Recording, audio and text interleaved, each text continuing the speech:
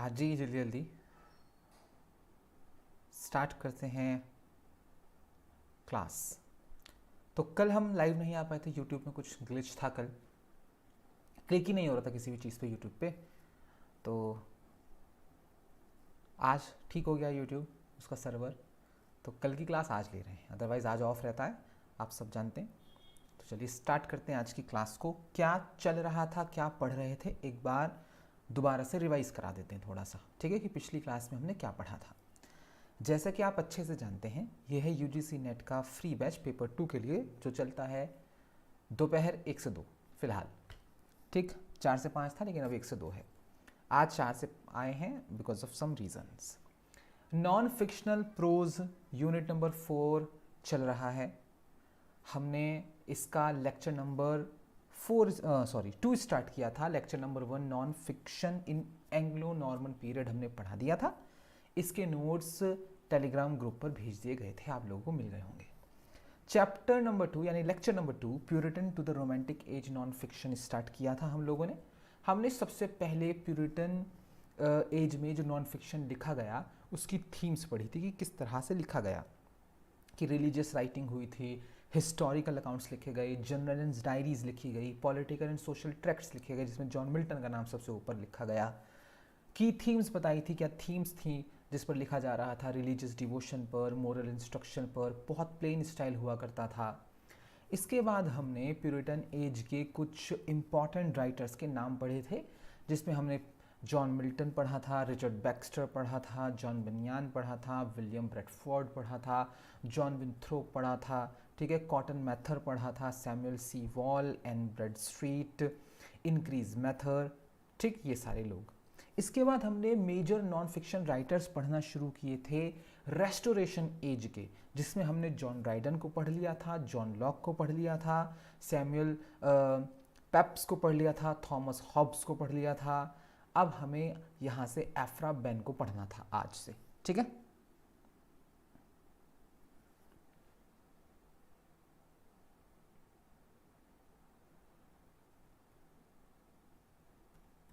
चलिए, जो अगला नाम है जो रेस्टोरेशन पीरियड में जिन्होंने बहुत बेहतरीन नॉन फिक्शन लिखा है, वो एफ्रा बेन है। इनके बारे में हम आपको कई बार पढ़ा चुके हैं, यूनिट 2 और यूनिट 3 में भी। यूनिट 2 में इनको डिटेल में पढ़ाया था हमने आपको। की वर्क्स की अगर बात करें, a true account of the late John Wilmot Earl of Rochester 1680s में लिखी गई इनकी एक रचना। ये बेन का नॉन फिक्शन राइटिंग है। इंक्लूड मेमोयर्स एंड लेटर्स, इस एक किताब में कई सारे मेमोयर, कई सारे लेटर्स हैं। And she also contributed prefaces and prologues, और इसमें इनका योगदान प्रीफेसेस और प्रोलॉग्स लिखने का भी है, that offer insight into restoration theatre and politics. और इनके ज़रिए हमें एक आईना नज़र आता है रेस्टोरेशन पीरियड के थिएटर और उस काल के पॉलिटिक्स का। इसके अलावा इनका एक नॉवेला है उरुनोको, जिक्र हुआ था पहले इसका। दो अ फिक्शनल नॉवेला, वैसे तो देखो फिक्शन नॉवेला है। ओरोनोको ब्लेंड्स ट्रैवल राइटिंग, लेकिन इसमें ट्रैवल राइटिंग भी है और पॉलिटिकल कमेंट्री भी है। Reflecting on issues of slavery and colonialism, इसमें इन्होंने गुलामी और उपनिवेशवाद के मुद्दे को उठाया है। सिग्निफिकेंस की अगर बात करें तो Aphra Behn was one of the first English women to earn a living as a writer. ये बात हम आपको कई बार बता चुके हैं कि एफ्रा बेन वो पहली अंग्रेजी महिला थी जिन्होंने लिखकर पैसा कमाया था।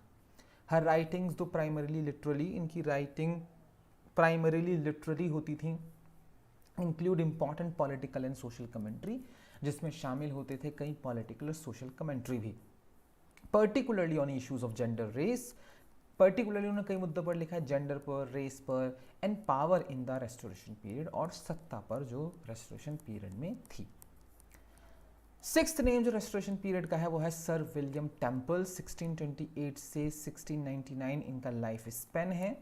की वर्क्स की अगर बात करें तो इनकी एक बुक है Observations upon the United Provinces of Netherland 1673, a political and economic analysis of the Dutch Republic. Dutch Republic का इसमें एक राजनीतिक और आर्थिक एनालिसिस किया गया है। कंसीडर्ड अ की work in early political science, इसे शुरुआती पॉलिटिकल साइंस की महत्वपूर्ण रचना माना जाता है, ठीक। इसके अलावा इन्होंने एक एस्से लिखा था, essay upon ancient and modern learning 1690 में, a work contributing to the quarrel of the ancients and moderns debate. इसमें आधुनिक और प्राचीन वक्त के लोगों के बीच की बहस को, डिबेट को दिखाया गया है, which questioned whether modern culture had surpassed the achievements of the classical world, जिसमें सवाल खड़ा किया गया है कि आधुनिक संस्कृति ने प्राचीन संस्कृति के अचीवमेंट्स को नीचे दबा दिया है।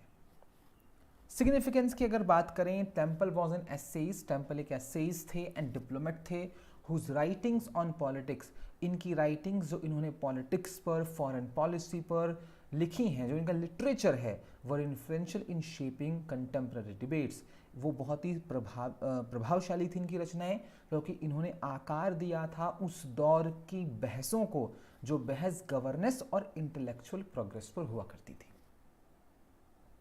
रेस्टोरेशन पीरियड का एक और बड़ा नाम जिन्होंने नॉन फिक्शन लिखा है बहुत अच्छा, उसमें नाम शामिल है गिलबर्ट बर्नेट का, 1643 से 1715।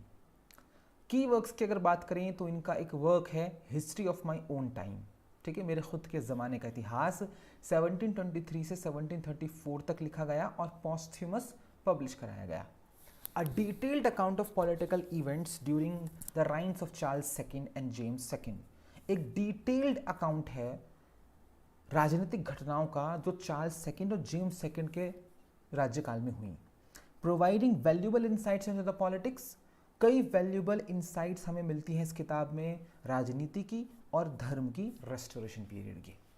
इसके अलावा एक किताब और है इनकी, history of the reformation of the church of England, 1679 से 1715।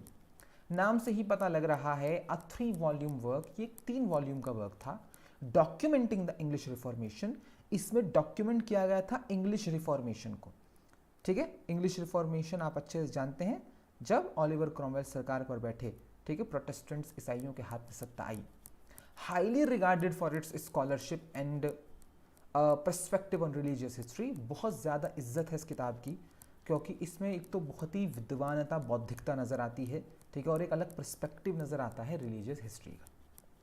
सिग्निफिकेंस की अगर बात करें तो बर्नेट वॉज अ हिस्टोरियन, बर्नेट एक हिस्टोरियन थे, एक बिशप थे, whose historical writings offer an important perspective, इनकी हिस्टोरिकल राइटिंग्स एक इम्पॉर्टेंट पर्सपेक्टिव ऑफर करती थी पॉलिटिकल और रिलीजियस टर्बुलेंस पर, परेशानियों पर, कोलाहल पर, उथल पुथल पर ऑफ द रेस्टोरेशन पीरियड के दौरान की। 8th नेम जो है, जो रेस्टोरेशन एज में बहुत अच्छा नॉन फिक्शन लिख कर गया है, वो है रॉबर्ट हुक, 1635 से 1703 इनका लाइफ स्पेन है। की वर्क की अगर बात करें तो माइक्रोग्राफिया 1665 में लिखी गई इनकी किताब, अ ग्राउंड ब्रेकिंग साइंटिफिक वर्क, ये PYQ है प्रीवियस ईयर UGC नेट पे, ठीक है। और रिजल्ट आ गया आप लोगों का, किसने दिया हो, ठीक है, तो कमेंट करके बताइएगा कि आपका हुआ है नहीं हुआ है, कितना स्कोर आपका आया है। ग्राउंड ब्रेकिंग साइंटिफिक वर्क है that detailed observations made using a microscope, जिसमें डिटेल ऑब्जर्वेशन पेश की गई है माइक्रोस्कोप का इस्तेमाल करके, revolutionising the understanding of the natural world, इस किताब ने क्रांति ला दी थी उस समझ के संदर्भ में जो समझ हमें नेचुरल वर्ल्ड को लेकर है। सिग्निफिकेंस की अगर बात करें तो hook was a key figure in the scientific revolution, जो साइंटिफिक रेवोल्यूशन उस वक्त चल रही थी उसके की फिगर थे Hooke, and his writing contributed to the growing emphasis, और इनकी राइटिंग का एक बहुत बड़ा योगदान था, क्योंकि जो एम्फेसिस बढ़ रहा था एम्पायरिकल ऑब्जर्वेशन पर, अनुभवजन्य, एम्पायरिकल का मतलब, एंड साइंटिफिक इंक्वायरी पर ड्यूरिंग द रेस्टोरेशन पीरियड, उस सारे एम्फेसिस को इन्होंने अपनी किताबों से और बढ़ाया है, ठीक है। तो साइंटिफिक किताबें लिखते थे हुक। जॉन एवलिन 9th नाम है जो रेस्टोरेशन पीरियड में नॉन फिक्शन लिखकर गए हैं, लाइफ स्पैन है 1620 से 1706। की वर्क की बात करें तो उनकी किताब है the diary of John Evelyn. Like Samuel Pepys के बारे में पढ़ाया था परसों वाली क्लास में, Evelyn kept a detail diary, इन्होंने भी एक डिटेल डायरी लिखी रोजाना की, providing valuable insights into the political, और उससे हमें कई वैल्यूएबल इंसाइट्स पता लगती हैं कई राजनीतिक, सामाजिक और सांस्कृतिक जीवन के बारे में रेस्टोरेशन इंग्लैंड के, particularly focusing on art, particularly अपनी डायरी में फोकस रखते थे कला पर, आर्किटेक्चर पर, ठीक है, आर्किटेक्चर पर और गार्डनिंग पर। सिग्निफिकेंस की अगर बात करें तो Evelyn's diary is an important contemplate to Pepys, जो सॉरी मैंने गलत पढ़ दिया, कॉम्प्लीमेंट। एवेलिन की डायरी एक बहुत ही इंपॉर्टेंट कॉम्प्लीमेंट है पेपिस की डायरी का, offering a more aristocratic perspective of the restoration era. तो पेपिस की जो डायरी है वो काफ़ी एरिस्टोक्रेटिक नज़रिया रखती है रेस्टोरेशन एरा का। His writing on gardening and landscape, वहीं इनकी जो राइटिंग है एवेलिन की, खासतौर से गार्डनिंग और लैंडस्केप पर आधारित जो इनके लिखी हुई चीज़ें हैं। Design also reflect the changing taste of the period, वो उस दौरान के बदलते हुए टेस्ट को दिखाता है। 10th नेम है हमारा थॉमस स्प्रैट, 1635 से 1713 इनका लाइफ स्पैन है। की वर्क की अगर बात करें तो इनकी किताब है the History of the royal Society 1667, or defence of the methods and objectives of the royal Society. इसमें उन्होंने डिफेंड किया उन मेथड्स को, उन ऑब्जेक्टिव्स, उन उद्देश्यों को जो रॉयल सोसाइटी के हैं। जो रॉयल सोसाइटी है जिसमें ड्यूक्स हैं, अर्ल्स हैं, आइल्स हैं, प्रिंस हैं, राजा है, उस सोसाइटी को डिफेंड किया। Promoting the value of scientific inquiry and experiment, इस किताब में उन्होंने साइंटिफिक इंक्वायरी और एक्सपेरिमेंटेशन के मूल्य पर बात की और उसे प्रमोट किया। सिग्निफिकेंस की अगर बात करें तो Sprat's work is an important document of the early history of the royal society. ये रचना बहुत इंपॉर्टेंट डॉक्यूमेंट है, इससे हमें जो शुरुआती इतिहास है रॉयल सोसाइटी का उसका पता चलता है, साइंटिफिक रेवोल्यूशन का पता लगता है इंग्लैंड में। Reflecting the restoration's growing interest in science and intellectual progress, ये किताब बताती है कि रेस्टोरेशन पीरियड में लोगों का कितना इंटरेस्ट क्रिएट हो गया था साइंस में और इंटेलेक्चुअल प्रोग्रेस में। अब रेस्टोरेशन में जो नॉन फिक्शन राइटर्स आए, हमने उनके बारे में पढ़ लिया, वो क्या लिख कर गए वो भी पढ़ लिया, लेकिन उन्होंने लिखा किस थीम पर था, लिखा क्या जा रहा था रेस्टोरेशन पीरियड में नॉन फिक्शन में, वो समझ लीजिए। सबसे पहले तो पॉलिटिकल कमेंट्री हो रही थी। Many writers such as John Dryden, John Locke engaged with the political issues of the time. कई राइटर्स जैसे कि जॉन ड्राइडन, जॉन लॉक, वो इंगेज थे राजनीतिक मुद्दों को लेकर उस जमाने के, वो वही लिखते थे। Including the nature of government, उसमें वो शामिल करते थे गवर्नमेंट के नेचर, लिबर्टी, मोनार्की, इस तरह के मुद्दों पर लिखा जा रहा था। दूसरा लिखा गया फिलॉसफी और साइंस भी। Writers like John Locke and Robert Hooke were at the forefront of philosophical and scientific inquiry. Writers जैसे कि जॉन लॉक बहुत ही ज़्यादा फिलोसफिकल लिखते थे, रॉबर्ट हुक अभी ऊपर पढ़ा है, साइंटिफिक इंक्वायरी करते थे, एम्फेसाइजिंग एम्पायरिसिज्म एंड ऑब्जर्वेशन। इन दोनों राइटर्स ने उस ज़माने में इस बात पर जोर दिया कि आपके ऑब्जर्वेशन एम्पायरिकल होने चाहिए, अनुभव करिए, उसके बाद चीज़ों को समझने की कोशिश करिए। सोशल एंड कल्चरल ऑब्जर्वेशन बहुत हुआ उस ज़माने में। Diaries by Samuel Pepys and John Evelyn as well as satirical and critical writings reflect the dynamic social changes. Samuel Pepys और जॉन एवेलिन की डायरीज, कई दूसरे सटायरिकल क्रिटिकल राइटिंग्स रिफ्लेक्ट करते हैं उस ज़माने के सामाजिक परिवर्तनों को जो रेस्टोरेशन पीरियड में हो रहे थे। जैसे सैमुअल पेपिस के बारे में परसों हमने बताया था, वो तो रोज़ाना के बारे में बात करते थे लंदन की, कि लंदन में क्या बिक रहा है, क्या हो रहा है, लोग क्या बातें कर रहे हैं, अखबारों में क्या छप रहा है, ठीक है। रिलीजियस और हिस्टोरिकल रिफ्लेक्शन, तो रिलीजियस भी लिखा गया और हिस्टोरिकल भी लिखा गया। राइटर्स जैसे कि Gilbert बर्नेट Chronicle the religious and political shifts of the time. Gilbert बर्नेट ने बाकायदा इतिहास लिखा है राजनीतिक और धार्मिक परिवर्तनों का उस जमाने के, documenting the restoration impact on England institutions. उन्होंने डॉक्यूमेंट किया है कि रेस्टोरेशन का क्या असर पड़ा है इंग्लैंड की संस्थाओं पर, ठीक है। तो इन मुद्दों पर ये सारी चीज़ें लिखी गई हैं। The Restoration period saw a significant broadening of non fiction writing. Restoration period ने एक सिग्निफिकेंट ब्रॉडनिंग देखी है नॉन फिक्शन राइटिंग में, reflecting the intellectual and political currents of the age. और जब आप इस लिटरेचर को पढ़ते हैं नॉन फिक्शन के, तो आप ये देखते हैं कि उस ज़माने का जो इंटेलेक्चुअल करंट था, जो पॉलिटिकल करंट था, वो कितना बदल रहा था। These writers played a key role in shaping modern thought in politics. इन राइटर्स ने रेस्टोरेशन पीरियड की काफ़ी अहम भूमिका निभाई थी आकार देने में आधुनिक थॉट को, जो पॉलिटिक्स के हैं, फिलॉसफी के हैं, साइंस के हैं एंड सोसाइटी के हैं, ठीक है। तो ये बहुत इंपॉर्टेंट नाम है सारे। चलिए आगे बढ़ते हैं, अगली एज पर चलते हैं। अब हम पढ़ेंगे नियो क्लासिकल एज के मेजर नॉन फिक्शन राइटर्स। तो न्यू क्लासिकल एज में भी बहुत अच्छे अच्छे नॉन फिक्शन राइटर्स आए। थैंक यू सरिता। बहुत अच्छे अच्छे राइटर्स आए न्यू क्लासिकल एज में। अब उन्होंने क्या लिखा है वो सुनेंगे ध्यान से, इंपॉर्टेंट बात आएंगी यहाँ पर बहुत सारी एग्जाम के पॉइंट ऑफ व्यू से। जो न्यू क्लासिकल एज है 1660 से 1798, जिसे हम ऑगस्टन एज भी कहते हैं या एनलाइटनमेंट भी कहते हैं, एम्फेसाइज रीजन। अब इसमें हम पिछले 3 यूनिट्स में आपको बताते हुए आ रहे हैं कि न्यू क्लासिकल एज में जोर दिया गया तर्क पर, ऑर्डर पर, डिकोरम पर और रेस्ट्रेंट पर लिटरेचर में, reflecting the values of classical antiquity.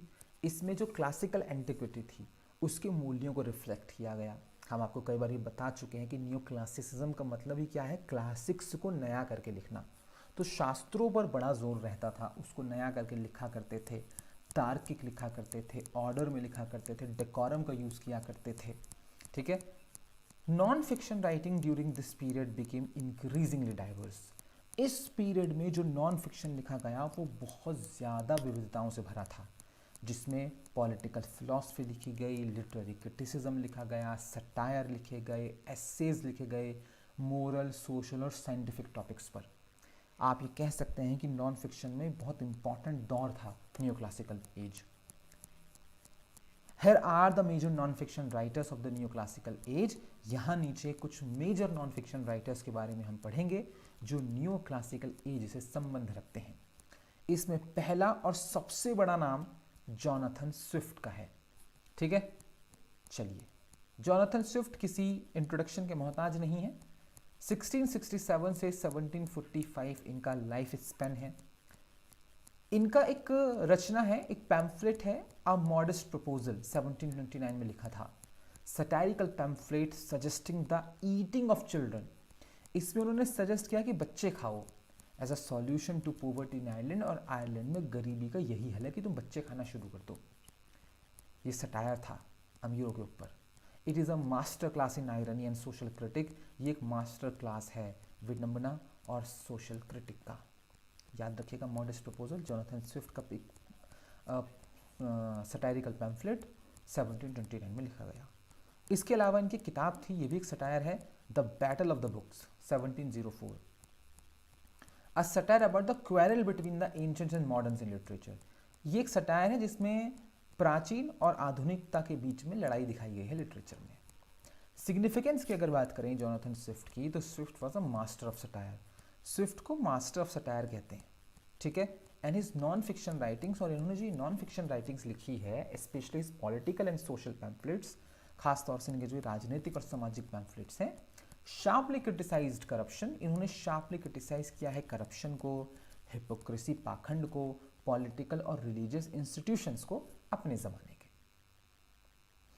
दूसरा नाम न्यू क्लासिकल एज से जिन्होंने बेहतरीन नॉन फिक्शन लिखा है वो है अलेक्जेंडर पोप। देखो, अलेक्जेंडर पोप वैसे फेमस है अपनी पोइट्री के लिए, but he also wrote some non fiction. Key works की बात करते हैं, एन एसे ऑन क्रिटिसिज्म लिखा 1709। PYQ है, यूजीसी नेट में कई बार पूछा जा चुका है। An essay on criticism, Alexander Pope की एक डिटेक्टिव पोयम, उपदेशात्मक कविता, that lays out the principles of literary criticism. इसमें इन्होंने कानून लिखे हैं लिटरेरी क्रिटिसिज्म के। एम्फेसाइजिंग बैलेंस, जोर दिया है कि बैलेंस होना चाहिए राइटिंग में, डिकोरम होना चाहिए और क्लासिकल आइडियल्स का इस्तेमाल किया जाना चाहिए। यानी जो प्राचीन शास्त्रीय मूल्य हैं लिखने के, जो मूल्य अरिस्टोटल और सॉक्रेट ने अपनाए थे, जो सोफिक्लीज ने अपनाए थे, उनको अपनाया जाना चाहिए। ये बात उन्होंने इस किताब में कही है। इसके अलावा द डंसियार्ड लिखी गई एक सटायरिकल पोयम इनकी 1728 में, that मॉक्स the decline of literary standards in England. इसमें मजाक उड़ाया गया कि इंग्लैंड का जो लिटरेरी स्टैंडर्ड है वो गिर गया है। Attacking those whom Pope saw as enemies of culture. उन्होंने इस किताब में हर उस व्यक्ति पर अटैक किया जो लगता था पोप को कि वो संस्कृति का दुश्मन है। सिग्निफिकेंस की अगर बात करें अलेक्जेंडर पोप की, तो although known primarily as a poet. अब देखो, पोप प्राइमरीली कवि के रूप में ही जाने जाते हैं, इसलिए हमने पोइट्री वाले यूनिट में, यूनिट 2 में ना डिटेल में पढ़ा था अगर आपको याद हो तो। बट पोप के जो क्रिटिकल एसेज हैं, जो उन्होंने वर्स एंड प्रोज दोनों में लिखे हैं, articulated the key values of new classical as. वो स्पष्ट करते हैं की वैल्यूज को न्यू क्लासिकल एज के। और वो क्या थे? की वैल्यूज न्यू क्लासिकल एज के, ऑर्डर, रीजन, ठीक है, और इन्फ्लुएंस ऑफ क्लासिकल मॉडल्स। तीसरा नाम जो न्यू क्लासिकल एज में सामने आता है सैमुअल जॉनसन। ये भी बहुत इंपॉर्टेंट नाम है न्यू क्लासिकल एज का, जिसने बेहतरीन नॉन फिक्शन लिखा है और सबसे ज़्यादा फेमस ये आदमी अपनी डिक्शनरी के लिए है। इसी वजह से इन्हें दुनिया का सबसे महानतम लेक्सिकोग्राफर कहते हैं। लेक्सिकोग्राफर किसे कहते हैं? डिक्शनरी लिखने वाले को। A dictionary of the English language 1755, the first major dictionary of English. ये इंग्लिश की पहली मेजर डिक्शनरी थी। Marking a milestone in lexicography, ये लेक्सिकोग्राफी में एक माइलस्टोन साबित हुई किताब, and the study of language, और लैंग्वेज की स्टडी में। उसके बाद लोगों ने पीछे मुड़कर नहीं देखा, फिर कई डिक्शनरियाँ लिखी गई। इसके अलावा इनकी एक सीरीज़ है, ठीक है, the lives of the poets, 1779 से 1781 तक लिखा इन्होंने ये। A series of biographical and critical essays, ये बायोग्राफिकल और क्रिटिकल एसेज लिखे इन्होंने इंग्लिश कवियों पर। ऑफरिंग इवैल्यूशंस, उसमें वो उन कवियों का मूल्यांकन करते थे, कमेंट्री करते थे on their lives and works, उनके जीवन और उनकी रचनाओं पर।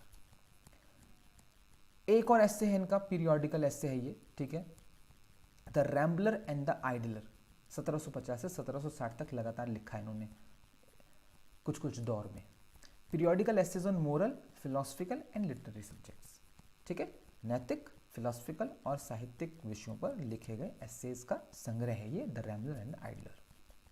सिग्निफिकेंस की अगर बात करें सैमुअल जॉनसन की, तो Johnson was one of the most influential critics. Johnson सबसे इन्फ्लुएंशियल क्रिटिक्स में से एक थे।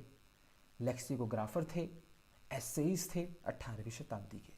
His contributions to English language study, इनका जो योगदान है इंग्लिश लैंग्वेज स्टडी को, लिटरेरी क्रिटिसिज्म को और मोरल फिलॉसफी को, shaped the intellectual landscape of the period. इन सारे योगदानों ने उस जमाने के इंटेलेक्चुअल लैंडस्केप को आकार दिया था। दो नाम बहुत इंपॉर्टेंट नाम है ये दोनों भी, जोसेफ एडिसन और सर रिचर्ड स्टील। की वर्क्स की अगर बात करें तो इन्होंने मिलकर एक पत्रिका, मान लीजिए एक मैगजीन निकाली, द स्पेक्टेटर, 1711 से 1712। हर महीने कुछ ना कुछ इसमें पब्लिश होता था। ये एक डेली पब्लिकेशन था, ठीक है, हर महीने नहीं, डेली एक्चुअली। ये एक डेली पब्लिकेशन था फीचरिंग एसेज ऑन मैनर्स। इसमें कई एसे लिखते थे दोनों, मैनर्स पर, मोरालिटी पर, पॉलिटिक्स पर, सोसाइटी पर।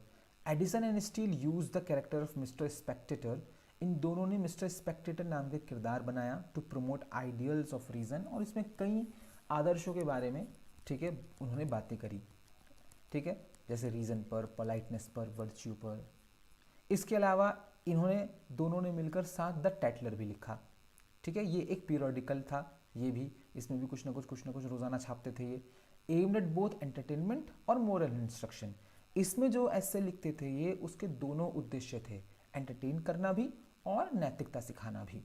Commenting on contemporary social issues, इसमें ये मौजूदा सामाजिक मुद्दों को उठाते थे, including literature, theatre and politics.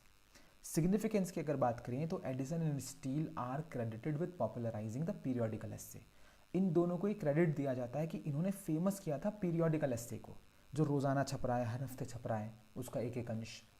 A genre that brought moral instruction, ये वो जॉनरा था जो नैतिक उपदेश लेकर आया, सोशल कमेंट्री लेकर आया पब्लिक के लिए, इन अ रीडेबल एंड एक्सेसिबल फॉर्म, पढ़े जा सकने वाली फॉर्म में। क्योंकि एसेस पढ़ना बैठकर वो बोरिंग हो जाता है, लेकिन रोजाना हर हफ्ते उसका कुछ अंश आ रहा है तो उसे पढ़ना आसान हो जाता है।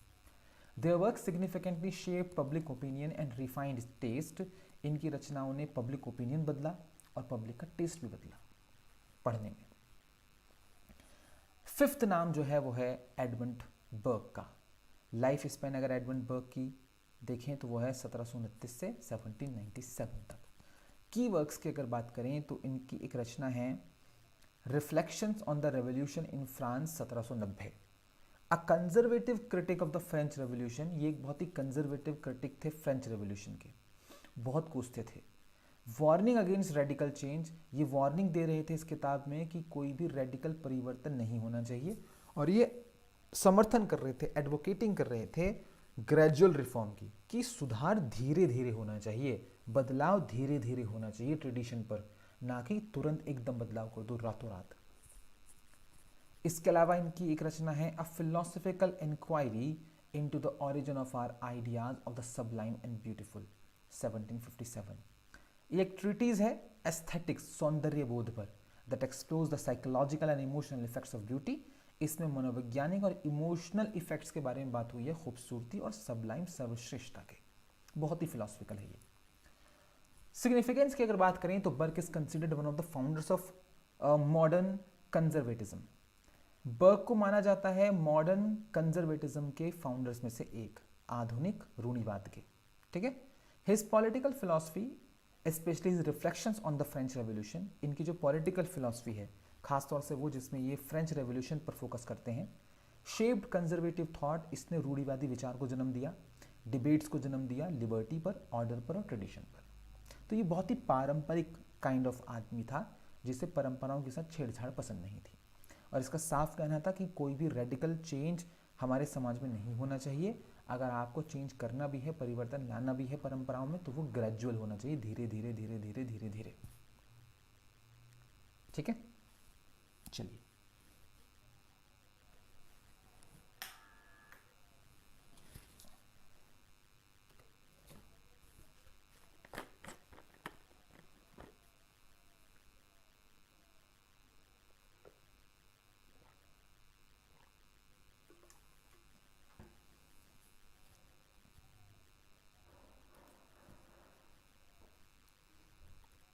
सिक्स्थ नाम जो है हमारे पास वो है डेविड ह्यूम का। लाइफ स्पैन की अगर बात करें तो 1711 टू 1776 तक जाता है। की वर्क्स की बात करें तो इनके एक ट्रीटीज है a treatise of human nature 1739 से 1740 तक लिखी गई। A foundational work in philosophy, philosophy का ये एक फाउंडेशनल वर्क है। अगर आप फिलोसफी बीए या एमए में करते हैं तो डेविड ह्यूम से सामना आपका होता ही होता है। एक्सप्लोरिंग ह्यूमन साइकोलॉजी, इसमें वो ह्यूमन साइकोलॉजी को एक्सप्लोर करते हैं, and the nature of knowledge, और नॉलेज के नेचर को, परसेप्शन को और इमोशन को।